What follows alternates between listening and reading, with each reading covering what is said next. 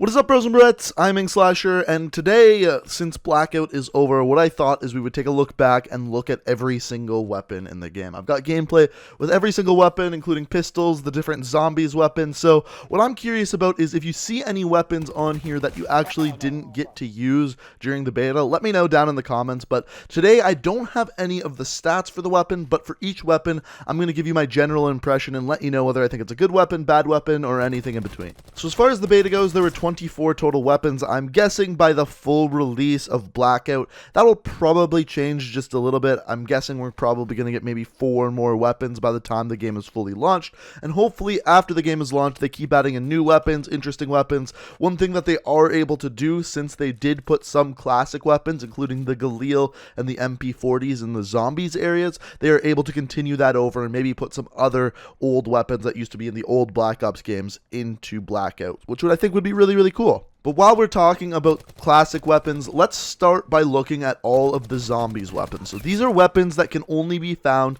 in the various zombie areas around the map. So this includes Asylum, the Graveyard, the Diner, the Lighthouse, the Shadows of Evil boxing arena, and if I missed any in there, I'm sorry. But the first one we're going to look at, and probably one of the most popular ones, is the Raygun. Yes, they put in the Raygun. So the only way that I have actually got the Raygun is simply by killing zombies. It's one of the weapons that they are able to drop. Now, I'm pretty sure you're also able to get this through the mystery box, but personally, I've only got it from killing zombies and them dropping the gun. So how does this weapon work? Basically, it's a slow projectile weapon. So you shoot it and it slowly comes out of the gun. The best case to use this weapon is almost like a shotgun. When you're up close and personal with people, you can just spam this thing and it melts people incredibly quick. But if they're mid to long range, the projectile takes so long to move, it actually is very difficult to land on your enemies, and for me, that's when I shouldn't use this weapon. Now, with this weapon, you only get a total of 20 shots when you pick it up, so you have to use them wisely, and like I said, the best case to use them is close quarters. The next weapon we have here is probably the most common zombies weapon I saw during the beta. It's called the Zoobi Handler. If I butchered that name, I'm sorry. But basically, this thing is a double-barreled LMG. So 2 barrels, it shoots pretty damn quick. Now, the thing with all of the zombies weapons is you can't put on any attachments. So this weapon does have a decent amount of recoil, but at short to medium range, this thing absolutely melts. And like I said, it's a pretty common weapon. So as far as ammo, the Zoobi Handler takes 7.62 ammo, which is the same as the Titan LMG, which we'll talk about in a little bit. And as far as comparing this weapon, it's almost like an LMG meet SMG. It fires really fast, and is, like I said, is really good at short to medium range. But speaking of SMGs, the next weapon we're looking at here is the MP40. Now, of course, the MP40 was not in the multiplayer for Black Ops 4. I'm assuming it's going to be in zombies, but like I said, not in multiplayer. As far as this weapon goes, this is actually one of the few weapons in the game that I thought was just straight up bad.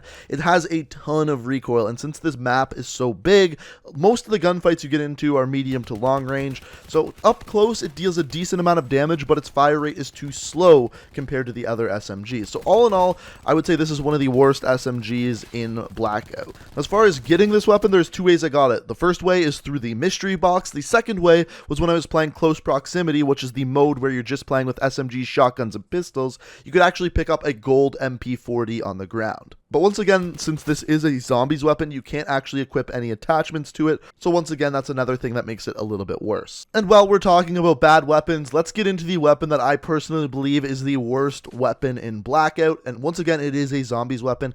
This is the Essex. So the Essex Model 7 is like a sniper rifle meets tactical rifle. It's semi-automatic, but shoots very, very slow. It almost never kills in one bullet, which is why it is so bad.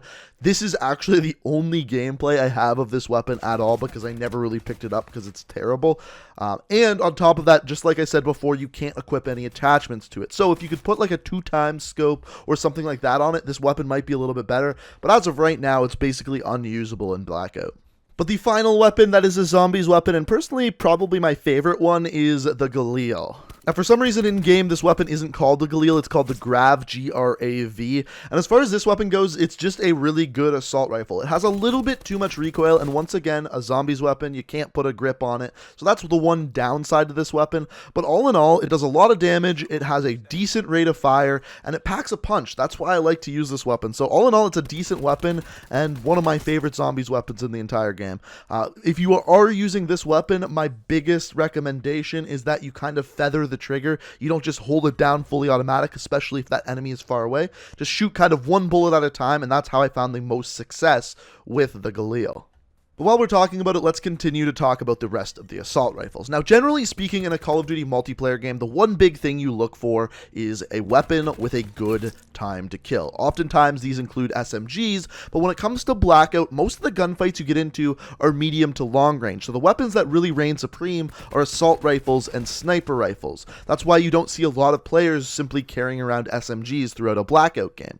So assault rifles have a very big part to play in the game. So the weapon we're looking at first here is the KN-57. Now, as far as a weapon, this one has a little bit more recoil than some of the other assault rifles in the game, but it's definitely controllable, once again, especially if you're feathering that trigger.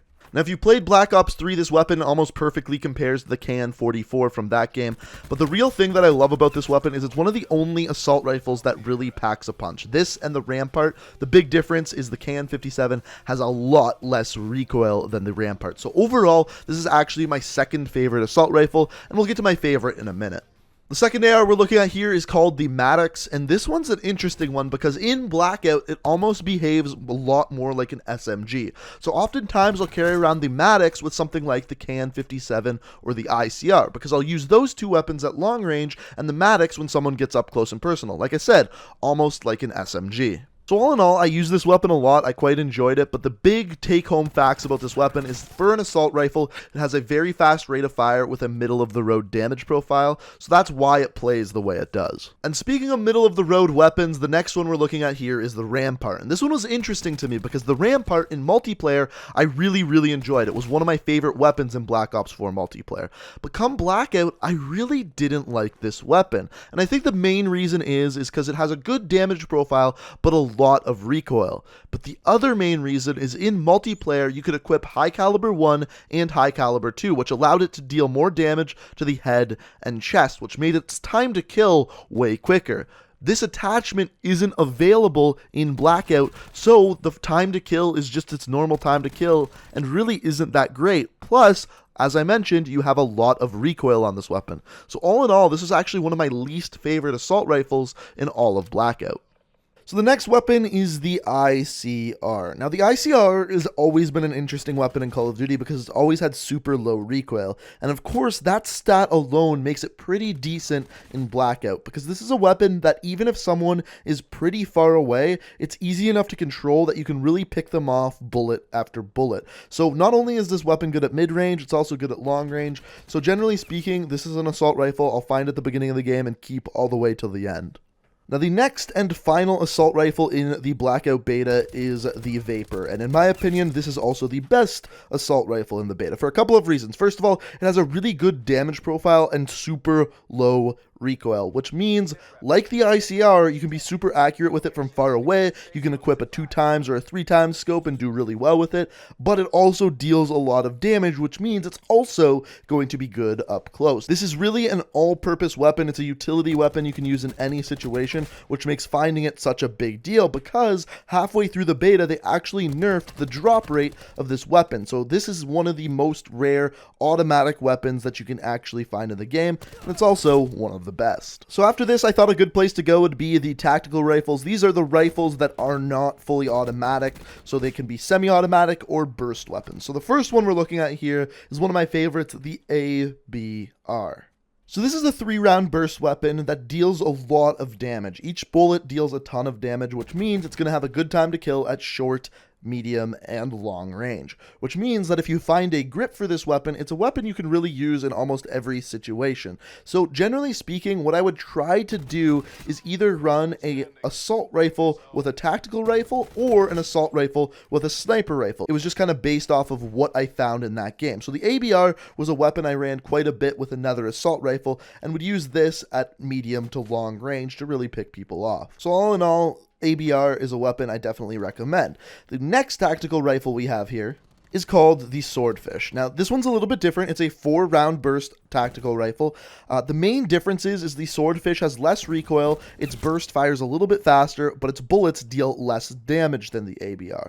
So, at longer range, it's a little bit more accurate because of that less recoil, but it has a slower time to kill because of the less damage. So, it's kind of like a pick your poison. If you don't mind the recoil of the ABR, use that weapon. If you like to be a little bit more accurate at long range, the Swordfish is for you. And then the third tactical rifle is the Augur Dmr. Now, this one's an interesting one because it's not burst fire, it's a semi-automatic weapon. And as it turns out, this is actually a really, really good weapon in Blackout because this weapon can basically function like a sniper rifle that doesn't deal as much damage. So, it's like a spammy sniper rifle is the way to think about it. So, if you see someone at long distance, you pull out your auger and just start peppering them with bullets. Generally speaking, I found this weapon to be the best in either duos or quads because you could almost use it as suppressing fire against enemies, and it allows your team to move up and get in a better position to get in a gunfight. All in all, this is a very quick killing weapon, though. I found myself killing people very frequently in only 3 bullets. So in other words, it deals a lot of damage, has low recoil, and all around is a very good weapon in Blackout. And speaking of dank weapons in Blackout, let's talk about the snipers. So snipers are extremely powerful in Blackout, especially in solos, because you don't get knocked down and can be revived by teammates. So sniper rifles are a must carry for me when I'm playing solos. Personally, I prefer the Koshka, but we'll talk about why now. So I'm using the Koshka here. The difference between the Koshka and the Paladin: Koshka deals a little bit less damage when you shoot someone in the body, but it's pretty much exactly the same if you shoot someone in the head. It's generally speaking going to be a 1-bullet kill unless they're wearing level 3 armor. So the bonus to using the Koshka over the Paladin is you can aim down sights faster, the sprint out time is faster, and on top of that, it looks like you can reload faster. So it's just faster movement mechanics with the Koshka. Speaking of which, moving on to the Paladin deals a little bit more body damage. So if someone doesn't have armor on, let's say they have 140 health and you shoot them in the body, that might kill them, whereas the Koshka is going to deal like 130 damage to the body. So just a little bit more body damage for the Paladin. But all in all, I really do find that the movement mechanics, the aim down sights faster, everything like that is more beneficial than that little bit of extra damage for the Paladin. Now, what I could see them doing eventually is making it so that you can one-shot kill someone with level 3 armor with the Paladin, but not with the Koshka. But as of right now, that's not a thing. That's just me speculating about the future. But instead of talking about big weapons, let's move on to these smaller weapons, the SMGs. So these are weapons that I only really use at the very beginning of the game, since that's really the time that you're going to get into those close range gunfights. Near the end of the game, I've already moved on to assault rifles or sniper rifles. So the first one we're looking at here is the MX9. This one is like kind of your all-around decent SMG. It's a decent fire rate, decent damage profile, and decent range. In close proximity, the game mode where you can only use SMG shotguns and pistols, this is a weapon that I generally use a lot, simply because it's one of the SMGs that does pretty good up close and personal and at long range. The next one, a little bit different, we got the Spitfire. This is basically the Vesper from Call of Duty Black Ops 3. With this weapon, it has a really high rate of fire, pretty middle of the road damage, but a lot of recoil. So this is a weapon that you only really want to use up close and personal. And since shotguns, as we're going to talk about in a minute, are so bad in Blackout, this is a weapon you want to use almost like a shotgun. Like I said, you want to use it in the early game, and when someone's really up close and personal with you, that's when the Spitfire really excels. Similar to this, we have a Sog 9mm. This is a weapon that once again does well up close and personal, but not great at any range whatsoever. The range drop-off is super short, and it has a lot of recoil. Personally, I prefer the Spitfire over the Sog 9mm in Blackout, but both of which kind of accomplish the same sort of job. But really, when I think about it, that's kind of interesting, because in multiplayer, I preferred the Sog. Now, in Blackout, I prefer the Spitfire. So I thought that was pretty interesting. After this, we have the Cordite. Now, this one's an interesting one, because it does okay at short short, medium, and even sometimes long range, and it has a really large magazine of 60 rounds, which makes it a pretty decent weapon, but it just doesn't quite compete with assault rifles in Blackout. And up close, it doesn't compete with the Spitfire, Sog 9mm, a GKS, really any other SMG, so it's in this weird middle place where it's just decent, but in no range is it really a good weapon. But that being said, I've heard a lot of people say that they like this weapon in the early game, so it's definitely worth giving a try. Just personally, I didn't really love it. However, on the other side of things, personally, a weapon that I did really like and I was surprised by is the GKS. Once again, this one is an SMG, and oddly, I liked this one in Blackout. This is honestly my least favorite weapon in the multiplayer beta, but then when it was brought into Blackout, it's actually pretty decent, and I think that's because out of all of the SMGs, it has the best range out of any of the SMGs. So in playing a game mode like Close Proximity, where everyone has short-range weapons, the GKS actually does pretty damn well because it has that longer range. The next weapon is kind of an odd man out. It is the Titan LMG, and the reason why I say that is because it really is the only LMG in the game. There is the Zombies LMG we talked about earlier, but other than that, this is the only one. And people's decisions are kind of split on this one. Personally, I don't love it in Blackout, but I've heard other people say every time they see it, they pick it up. Like other weapons, it does good at pretty much all ranges, short, medium, and long. The only downside is it doesn't have the fastest fire rate, but all in all, there's not too much recoil. It's easy to control. It's very common. I find it a lot in game. So it's based on personal preference. If you like it, give it a shot. Personally, I don't love it, so I really didn't use it that much.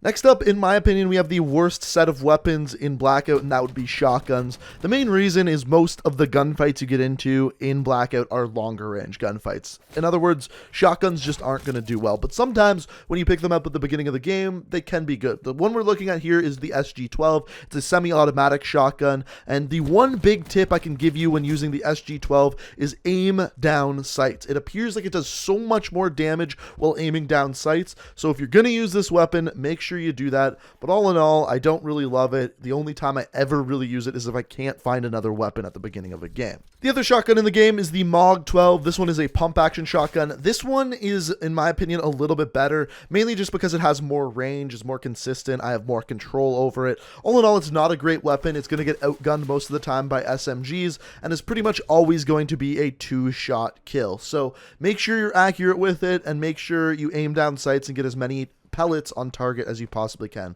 But all in all, not really a weapon I love.